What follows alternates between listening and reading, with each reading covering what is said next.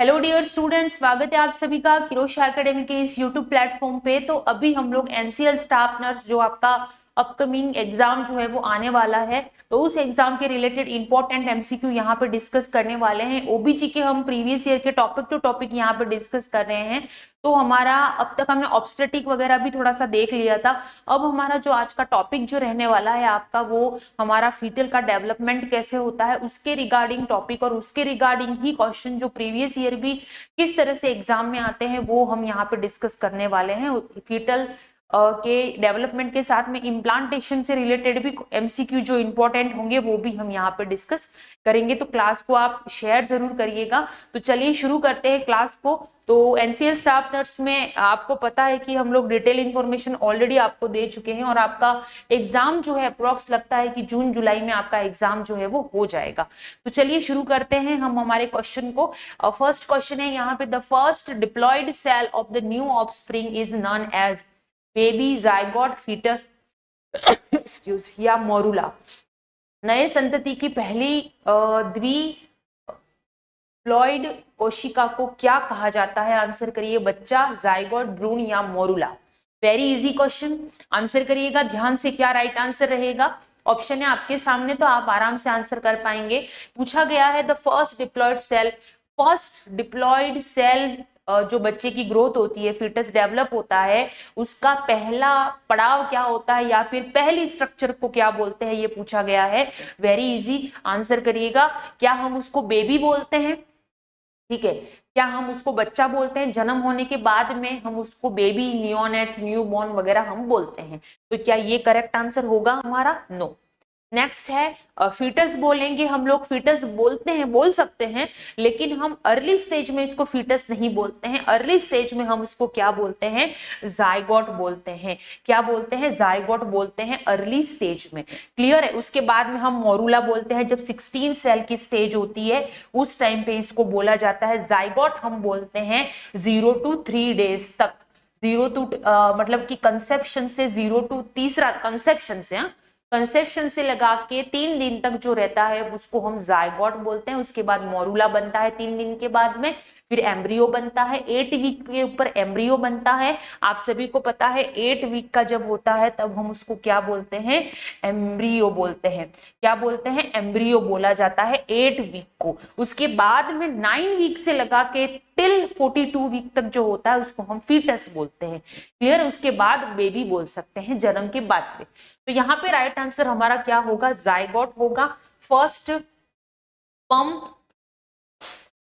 Plus ovum fertilization होता है। ये फर्टिलाइजेशन होने के बाद में बनता है जाइगोट। क्या बनता है? जाइगोट, जिसमें 46 क्रोमोसोम होते हैं। क्या होता है? 46 नंबर ऑफ क्रोमोसोम जाइगोट में पाए जाते हैं डीएनए के अंदर। और फीटल का ग्रोथ एंड डेवलपमेंट कैसे होगा इसका पूरा इंफॉर्मेशन उसके पास होता है जब ये जाइगोट बनता है। और उसके बाद में इसके अंदर माइटोटिक डिवीजन होता है और माइटोटिक डिवीजन डिप्लॉयड नंबर में ये टूटते हैं। माइटोटिक डिवीजन होता है, फिर आगे जाके 3 दिन के बाद में फिर ये ब्लास्टोसिस, ब्लास्टोमियर, उसके बाद में आपके जो मोरुला बनता है साइज, जिसमें एक मलबेरी शेप जिसका होता है। और ये जो सेल 16 सेल स्टेज जब पहुंचता है तब ये मोरुला फॉर्म होता है, एक साइज बनती है पूरी। ठीक है, उसके अंदर फिर ब्लास्टोसिस्ट वगैरह होता है। तो ये पूरी कहानी है इसके बनने की। तो मैं आपको छोटे से रूप में यहाँ पे बताना चाहती हूं कि सबसे पहले स्पर्म प्लस ओवम फर्टिलाइजेशन हुआ। फर्टिलाइजेशन के बाद में क्या बना? जाइगोट। ठीक है, जाइगोट बना। उसके बाद में क्या बनता है? जाइगोट के बाद में आफ्टर 3 डेज, आफ्टर 3 डेज, 3 दिन के बाद में क्या बनता है? आपके मोरुला, जो कि 16 सेल स्टेज है। कौन सी स्टेज है? 16 सेल स्टेज होती है। इसके बीच में आपके ब्लास्टोमियर बनता है। ब्लास्टोमियर मियर, ठीक है, ब्लास्टोमियर होता है, उसके ये सेल के अंदर ही होता है ब्लास्टोमियर, जिसमें साइज सेल की बड़ी नहीं होती है, लेकिन मोरूला के अंदर ही ये चीजें होती है और उस हिसाब से फिर 16 सेल स्टेज का एक मोरूला जो होता है वो यहाँ पे फॉर्म होता है। बहुत इंपॉर्टेंट है, याद रखना। उसके बाद में मोरूला फॉर्म होता है और ये फेलोपियन ट्यूब में फर्टिलाइजेशन के बाद में फेलोपियन ट्यूब से फिर कहाँ पे आता है, यूट्रस में ये इंप्लांट होता है, ये आपको पता है। तो इंप्लांटेशन आपका जो होगा वो स्टार्ट होता है 7th डे पे। इंप्लांटेशन कब स्टार्ट होता है, तो याद रखिएगा इंप्लांटेशन जो रहता है वो स्टार्ट होता है 7th डे से स्टार्ट होके एंड होता है 11th डे पे। ये कंप्लीट इम्प्लांटेशन हो जाता है कहां पे, यूट्रस में इम्प्लांट हो जाता है। क्लियर है, इम्प्लांटेशन हो जाता है। उसके बाद में जब 8 वीक होता है, 8वां सप्ताह, उसके पहले इसमें blastocyst, blastomere, diploid, mitotic division होता है। ये टूटती हैं सेल, ठीक है, 2 से 4 हुई, 4 से 6 हुई, इस तरीके से ये क्या करती है, टूटती चली जाती है। तो इसका ये टूटना जो होता है 8 वीक के बाद में ये बनता है टोटल एम्ब्रियो, ठीक है, एम्ब्रियो बनता है। और एम्ब्रियो के बाद में फिर हम 9th वीक से इसको क्या बोलते हैं, फिर इसका जो फीटस का फिर यॉर्क सैक बनता है जो उसको न्यूट्रिशन प्रोवाइड करता है, ठीक है ना। कॉर्पस लूटियम जो होती है वो प्लेसेंटा, क्योंकि 12 वीक तक प्लेसेंटा बनती है, तब तक प्लेसेंटा नहीं होती है, तब तक इसको सर्वाइव करने के लिए न्यूट्रिशन, ब्लड सप्लाई, ये सब कौन करता है, कॉर्पस लूटियम के द्वारा इसको दिया जाता है, ठीक है ना। और ये जो सेल बनती है उसके चारों तरफ क्या बनता है, यॉर्क सैक बनता है, जो भी उसको रिच सप्लाई, न्यूट्रिशन और गट बनाने में भी हेल्प करता है। और धीरे धीरे फिर क्या होता है, इसके अंदर आपके जर्म सेल बनती है। जर्म सेल के फिर 3 भाग होते हैं, आपको पता होगा जर्म सेल बनती है। क्लियर है, इसके चारों तरफ जर्म सेल होती है, ठीक है। ये जर्म सेल जो होती है उसमें फिर एक्टोडर्म, मीजोडर्म, एंडोडर्म बहुत इंपॉर्टेंट होती है। ये तीनों के तीनों बनती है।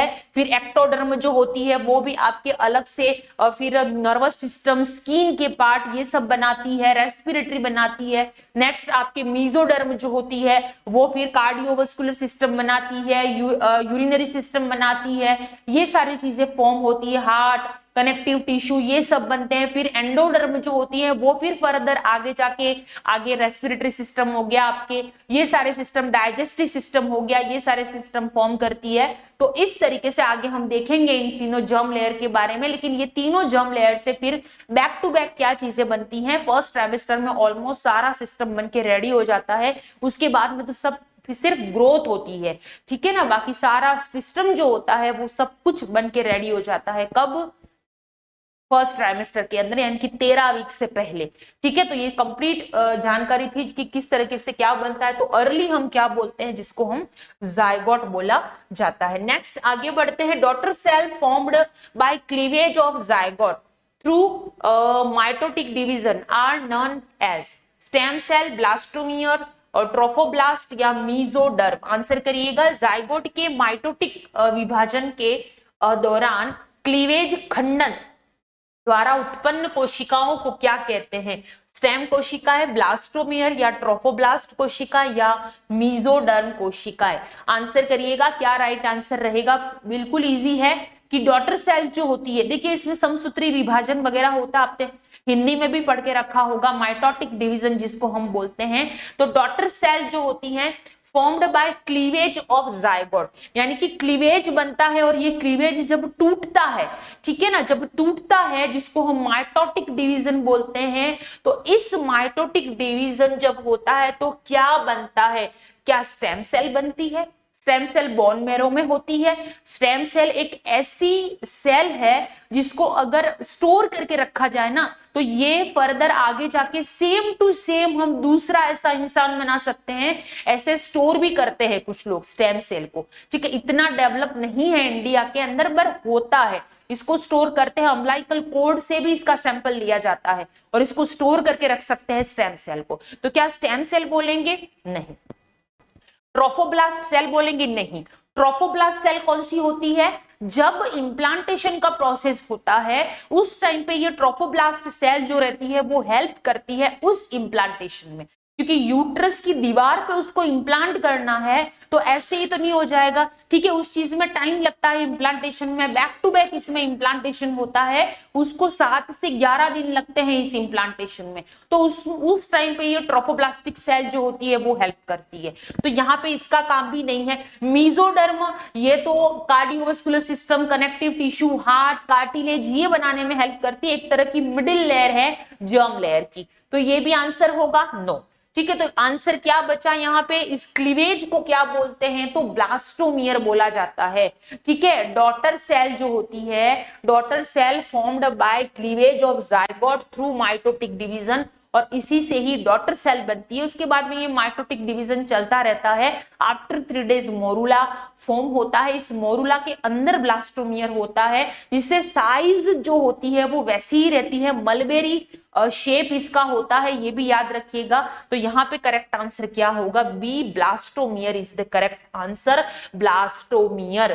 क्लियर है, आगे भी पूछा जाए तो याद रखिएगा।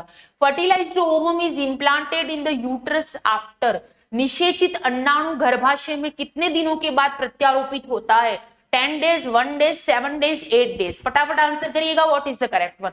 अभी मैंने बताया वेरी इजी क्वेश्चन, आराम से आप लोग आंसर कर सकते हो कि क्या यहाँ पे करेक्ट आंसर आपका रहेगा, आंसर करिए। चलिए, very good. Fertilized ovum is implanted in the uterus after, अभी मैंने बताया कि फर्टिलाइज्ड ओवम जो रहता है उसका इम्प्लांटेशन कब स्टार्ट होता है और कब एंड होता है, तो आपके लिए बहुत इजी, इसलिए मैंने स्टार्टिंग में ही आपको बता दिया था। तो अब आप आंसर करिएगा क्या राइट आंसर यहाँ पे रहेगा। क्लियर है, तो मैंने बता दिया 7th डे पे स्टार्ट होता है और एंड कब होता है, तो याद रखना 11वें दिन कंप्लीट इम्प्लांटेशन जो होता है वो कंप्लीट होता है, तो 7th day after conception implantation start हो जाता है। ठीक है, 7वें दिन, सी करेक्ट आंसर रहेगा। नेक्स्ट आगे बढ़ते हैं। Morula is a stage of, answer करिएगा, very easy, morula, morula is a stage of, answer करिए। क्लास को एक बार शेयर करिएगा और साथ में आप लोग आंसर भी करिएगा।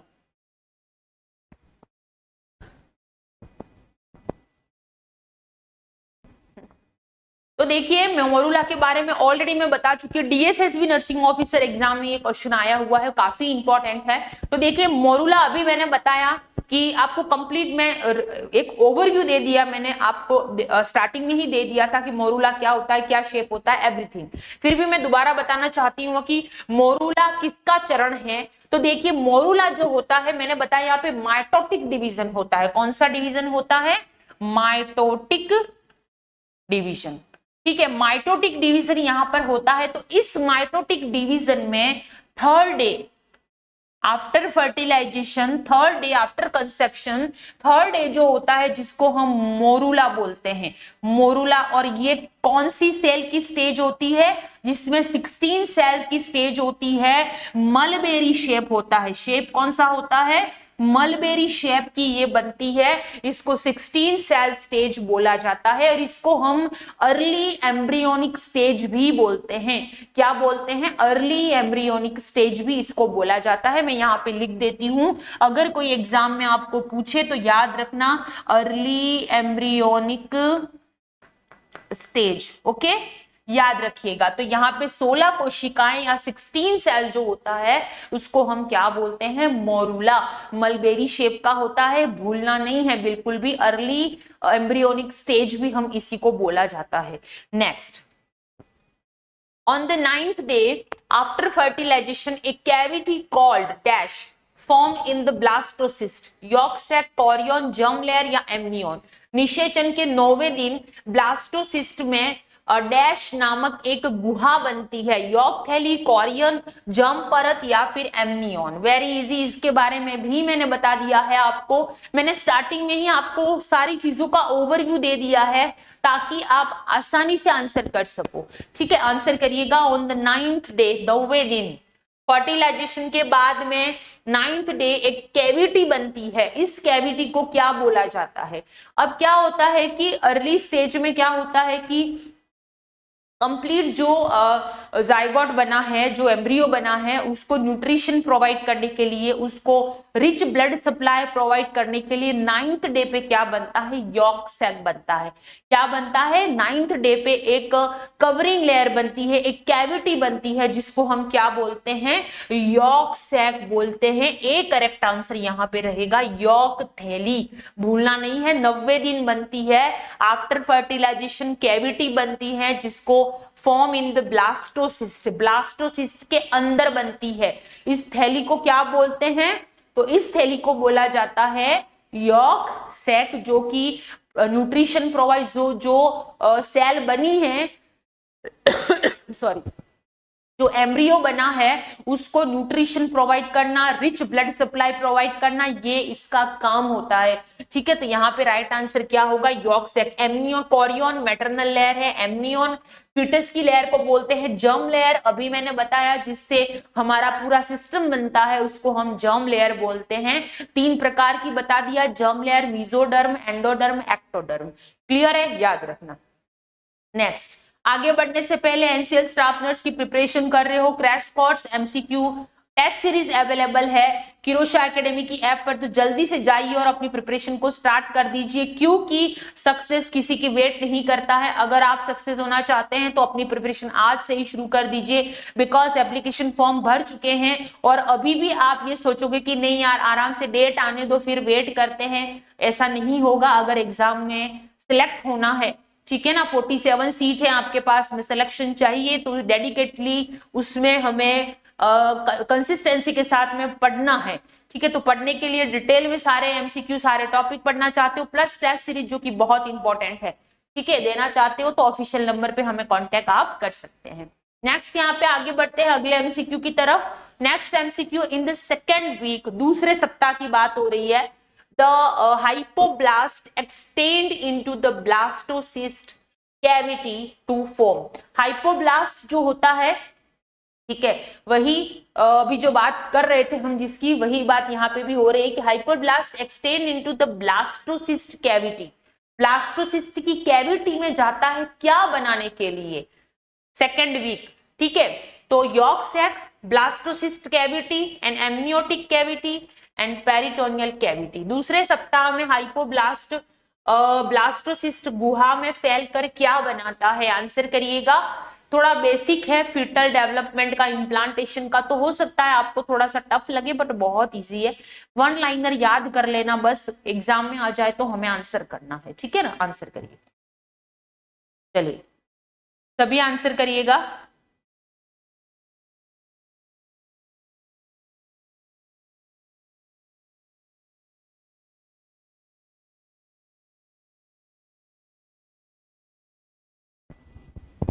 यस, तो देखिए सेकेंड सप्ताह जब शुरू होता है, दूसरा सप्ताह, उस टाइम पे क्या होता है कि अर्ली एम्ब्रियोनिक पीरियड होता है, उस टाइम पे अर्ली एम्ब्रियोनिक, ठीक है, 8 वीक के आसपास एम्ब्रियोनिक बनता है, एम्ब्रियो बनता है।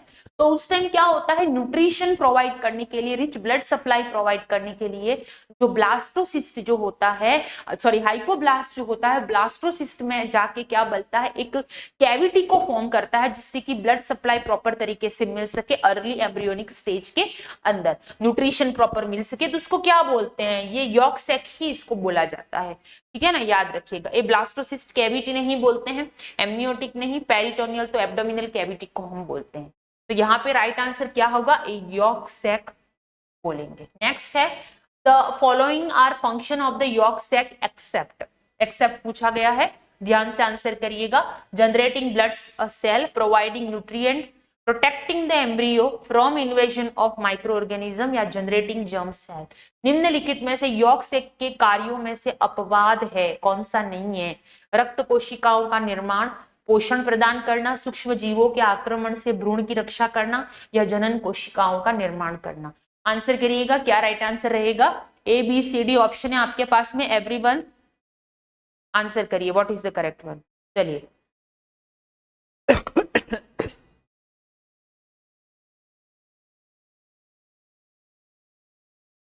चलिए आंसर करिएगा, what is the correct answer. तो देखिए फीटस की जो मेम्ब्रेन होती है सबसे इंपॉर्टेंट, जिसमें बता दूं आपकी एमनियन कॉरियन, सबसे पहले तो कॉरियन होगी, उसके बाद में एमनियन लेयर होती है अंदर में जो फीटल को कवर करके रखी होती है, ठीक है। उसके बाद में फिर एमनियोटिक फ्लूइड बनता है धीरे धीरे, ठीक है ना। उसके बाद में क्या होता है कि प्रोटेक्टिव लेयर होती है, वहां पे आपको पता होगा कि फिटस तक पहुंचने के लिए कहते हैं कि जो मदर का इतना प्रोटेक्टिव लेयर होती है कि फिटस तक पहुंचना या किसी भी माइक्रो ऑर्गेनिज्म का इतना आसान नहीं होता है, ठीक है। किसी भी माइक्रो ऑर्गेनिज्म को फिटस तक पहुंचने के लिए कॉरियन एमनियन लेयर से गुजरना होता है, और वहां पर इतने मतलब सिपाही बैठे हुए हैं कि वो अंदर जाने नहीं देंगे किसी भी तरह के कोई माइक्रो ऑर्गेनिज्म को, कोई ऐसे बैक्टीरिया को क्या या कोई ऐसी ड्रग को जो बच्चों को नुकसान पहुंचा सके, ठीक है। कुछ ही ऐसे होते हैं जो उसको क्रॉस कर सकते हैं, और ऐसी चीजें हम प्रेगनेंसी में अवॉइड करते हैं, क्लियर है। तो यहाँ पे यही चीज है कि फीटल की जो मेम्ब्रेन होती है वो प्रोटेक्शन का काम करती है, वो प्रोटेक्टिंग लेयर होती है जो कि माइक्रो ऑर्गेनिज्म को अंदर एंट्री नहीं होने देती है। लेकिन ब्लड सेल को जनरेटिंग करना इसका काम होता है, प्रोटेक्टिव करना, सॉरी न्यूट्रिशन का प्रोवाइड करना ये भी यॉक्सक का काम होता है, जर्म सेल को जनरेटिंग करना, जो मैंने जर्म सेल आपको तीनों बताई, एक्टोडर्म, मेसोडर्म, एंडोडर्म, इनका भी ये काम होता है। लेकिन protecting the embryo from invasion of micro organism, ये जो काम है वो होता है फीटल मेम्ब्रेन का। किसका काम होता है? ये जो काम है वो फीटल मेम्ब्रेन का काम होता है, सूक्ष्म जीवों के आक्रमण से रक्षा करना, ये काम यॉर्क सैक का नहीं होता है, क्लियर है। तो ये याद रखिएगा, बहुत इंपॉर्टेंट है, वेरी इंपॉर्टेंट क्वेश्चन। नेक्स्ट आगे बढ़ते हैं अगले एमसीक्यू की तरफ। The most common site of implantation of fertilised ovum, A option है fundus of uterus, posterior wall of uterus, fallopian tube, anterior wall of uterus. निषेचन अंडाणु के प्रत्यारोपण की सबसे आम जगह है गर्भाशय का फंडस, या फिर गर्भाशय की पिछली दीवार, फेलोपियन नलिका, गर्भाशय की अगली दीवार। आंसर करिएगा the most common site of implantation of fertilised ovum. तो देखिए जो फर्टिलाइज्ड ओवम होता है, ठीक है ना, फर्टिलाइज जायगोट, सबसे पहले ओवम स्पर्म, ओवम से मिलकर क्या बना, फर्टिलाइजेशन का प्रोसेस हुआ, जायगोट बना। अब ये जायगोट जो रहता है वो फेलोपियन ट्यूब और इधर उधर मतलब वो क्या कहते हैं उसको घूमता रहता है, ठीक है, क्योंकि उसको इम्प्लांट तो होना ही है, वहां इम्प्लांटेशन होगा जहां पे सबसे बढ़िया ब्लड सप्लाई होगी, ठीक है। कहां पे इम्प्लांटेशन होगा? जहां पे ब्लड सप्लाई सबसे ज्यादा अच्छी होती है। तो देखिए ये जो है वो यूट्रस है, क्लियर है। अब ये है फेलोपियन ट्यूब, ठीक है। उसके बाद में यहाँ पे होती है ओवरी, क्लियर है। अब यहाँ पे जो स्पर्म और ओवम जो फर्टिलाइजेशन का प्रोसेस हुआ, उसके बाद में जायगोट बना। अब ये जायगोट इधर ही रहेगा, ठीक है, इधर ही रहेगा। कब तक? छठे दिन तक। कब तक? तीसरे चौथे दिन तक लगभग, मान लो आप मोरुला वाली स्टेज क्रॉस होने के बाद में। उसके बाद में ये क्या होता है, यहां पर आता है, ये पूरे यूट्रस में घूमता है, यहां भी जाएगा, यहां भी जाएगा, इधर भी जाएगा, इधर भी जाएगा, इधर भी जाएगा, इधर भी जाएगा। अब क्या होता है कि उसके अंदर ये वो चीज होती है कि भाई इम्प्लांटेशन तो वहीं करना है जहां पे सबसे अच्छा खाना मिलेगा, सबसे अच्छी ब्लड सप्लाई होगी, सबसे बढ़िया न्यूट्रिशन मिलेगा, हम वहीं पे जाके हमें रुकना है, क्लियर है। तो ये क्या करता है कि इधर उधर पांचवें छठे दिन घूमता है पूरी जगह, अपनी जगह ढूंढने के लिए कि कहां पे उसे फिक्स होना है। अब उसके फिक्स होने की एक्यूरेट जगह कहां पे होती है? जहां पे ब्लड सप्लाई हाईएस्ट होता है, और वो पार्ट होता है posterior wall of the uterus. कौन सा एग्जैक्ट पार्ट कौन सा होता है? Posterior wall of uterus, posterior wall of uterus, याद रखना। तो यहां पे आके ये 7वें दिन जो रहता है, 7th डे पे इधर इम्प्लांटेशन इसका कंफर्म हो जाता है। अब इम्प्लांटेशन तो हो गया, लेकिन इन्वेड भी होना पड़ता है। ऐसा तो होने की जाके लग गए और इम्प्लांटेशन हो गया, नहीं, प्रॉपर तरीके से इम्प्लांटेशन होता है। इसकी जो वॉल होती है वहां पे क्या होता है, फिर प्लेसेंटा जो होती है वो बनती है, फिर प्लेसेंटा भी वहां पर रहती है। उसके अलावा फिर जैसे कि ये फीटस है, एम्ब्रियो वाला पार्ट है, वहां पे इम्प्लांटेशन होता है। फिर धीरे धीरे ये क्या बनता है, इसमें टाइम लगता है इम्प्लांटेशन में भी। तो 11वें दिन ये कंप्लीट इम्प्लांटेशन यहाँ पे क्या होता है, कंप्लीट हो जाता है यूट्रस के अंदर। उसके बाद में ब्लड सप्लाई होती है, जैसे जैसे फीटस ग्रो करता है, फिर इस तरीके से फीटस जो रहता है वो ग्रो करता रहता है, क्लियर है। तो ये चीज याद रखिएगा आपकी, इस तरीके से इम्प्लांटेशन होता है। तो यहाँ पे right answer implantation bleeding, sorry हम उस क्वेश्चन में थे। तो posterior the most common site of implantation of fertilised ovum, तो posterior wall of the uterus is the correct answer होगा। फंडस भी नहीं होगा, गर्भाशय की पिछली दीवार, क्योंकि वहां पे सिक्योर होता है, इजीली अबॉर्ट भी नहीं होगा, प्लस रिच ब्लड सप्लाई होती है। ये सारी चीजें देख के फिर इम्प्लांटेशन होगा। अदरवाइज क्या होगा कि अगर नीचे की तरफ इम्प्लांटेशन होगा तो एबॉर्शन के चांसेस ज्यादा हो जाते हैं। तो एबॉर्शन के चांसेस में मोस्टली क्रोमोसोमल एबनॉर्मेलिटी के साथ में ये चीज भी होती है। क्लियर है? तो यहाँ पे राइट आंसर हमारा क्या होगा? Posterior wall of the uterus.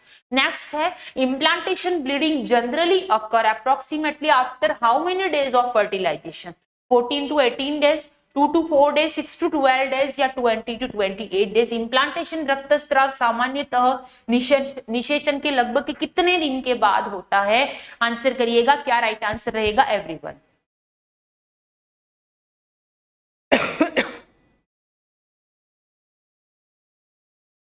चलिए आंसर करिएगा, सभी आंसर करिएगा, क्लास को शेयर करना है।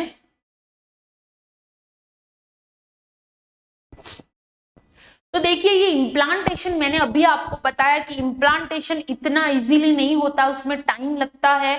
उसके बाद में इन्वेड होना पड़ता है, जो आपकी लेयर है एंडोमेट्रियम वहां पे इन्वेड होना पड़ता है, और ये मैटरनल लेयर होती है। तो ये ब्लास्टोसिस्ट जो बना है वो इम्प्लांट होगा उसके अंदर, ठीक है। उसके अंदर आपकी एंडोमेट्रियम, आपको पता है यूट्रस की लेयर होती है, ठीक है। यूट्रस की लेयर में पेरीमेट्रियम, मायोमेट्रियम, एंडोमेट्रियम, तो ये इनर मोस्ट लेयर होती है। तो यहां से ये इम्प्लांटेशन एंडोमेट्रियम तक होता है। तो इस इम्प्लांटेशन में मैटरनल की जो वेसल्स होती है वो भी इंटरप्ट होती है, जिसकी वजह से इम्प्लांटेशन ब्लीडिंग देखने को मिलती है 6 to 12 डे के अंदर। तो यहाँ पे राइट आंसर 6 से 12 दिन हमारा राइट आंसर रहेगा। याद रखिएगा सी करेक्ट आंसर रहेगा। किस वजह से? ब्लास्टोसिस्ट इम्प्लांट होता है, इस वजह से मैटरनल वेसल्स इंटरप्ट होती है, जिसकी वजह से 6 to 12 डेज में जब इम्प्लांटेशन होता है उस टाइम पे ब्लीडिंग होती है। ये नॉर्मल होता है, ठीक हो जाता है, कोई इतना हैवी ब्लीडिंग नहीं होता है, नॉर्मल सी ब्लीडिंग होती है। नेक्स्ट यहाँ पे एनसीएल स्टाफ नर्स का क्रैश कोर्स और टेस्ट सीरीज अवेलेबल है। अगर आप पढ़ना चाहते हैं, सीरियसली पढ़ना चाहते हैं, तो याद रखिएगा इस टेस्ट सीरीज को जरूर ज्वाइन कीजिएगा। प्लस आप सभी को पता है कि इंपॉर्टेंट एमसीक्यू हम लोग यहाँ पे डिस्कस कर रहे हैं, बैक टू बैक क्वेश्चन आपको पढ़ने का मौका मिल रहा है। तो आप सीरियसली अगर चाहते हैं कि yes I want to select, तो हमें जरूर ज्वाइन कीजिएगा। हमारी इस पे आपके डेली हम क्लास लेकर आ रहे हैं, संडे को आपकी मैराथन क्लासेस भी होती है, तो कोशिश कीजिए उन क्लासों को ज्वाइन कीजिए। अब हम कोशिश करें कि टॉपिक टू टॉपिक आपको सारी चीजें क्लियर करवाएं, लेकिन डिटेल में पढ़ने के लिए आपको किरोशा एकेडमी की ऐप पर जाना ही पड़ेगा। वहां पे ही आपको मॉक टेस्ट के साथ में आपको crash course, MCQ crash course भी वहां पे जो है वो मिल जाएगा। क्लियर है? तो आई होप आपको एमसीक्यू यहाँ पे जो पढ़ाए जा रहे हैं वो अच्छे से समझ में आ रहे हैं, अच्छे से हम कोशिश कर रहे हैं कि टोटल तरीके से आपको एक्सप्लेन कर रहे हैं। तो मिलते हैं नेक्स्ट क्लास में, तब तक के लिए पढ़ते रहिए। और हाँ, किरोशा एकेडमी का ऐप डाउनलोड करना नहीं भूलना है। Thank you very much.